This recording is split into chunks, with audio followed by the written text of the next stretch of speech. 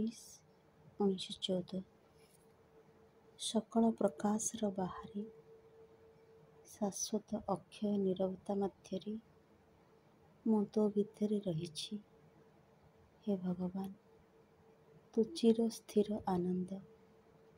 ତୋର ଶକ୍ତି ଓ ଅନୁପମ ଜ୍ୟୋତିରୁ ଗୃହୀତ ଯେଉଁ ବସ୍ତୁ ଦେଇ ଜଡ଼ ପରମାଣୁ ସକଳର କେନ୍ଦ୍ର ଓ ବାସ୍ତବତା ଗଢ଼ା ହୋଇଛି, ତା ଭିତରେ ମୁଁ ତୋତେ ହିଁ ଦେଖୁଛି।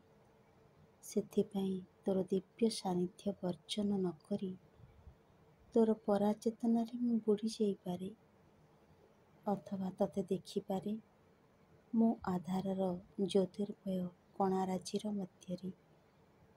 ଅନ୍ତତଃ ଏହି ସମୟ ପାଇଁ ଏହା ହିଁ ତ ତୋ ଜୀବନର ଓ ତୋ ଦୀପନର ପରମ ପୂର୍ଣ୍ଣତା। ମୁଁ ତୋତେ ଦେଖୁଛି। ମୁଁ ହିଁ ତୁ ସ୍ୱୟଂ। ଏହି ଦୁଇ ଶେଷ ପ୍ରାନ୍ତ ମଧ୍ୟରେ ମୋର ପ୍ରେମ ତୀବ୍ର ଆସ୍ପୃହା ନେଇ ତୋ ଆଡ଼କୁ ଯାଉଛି। ମା।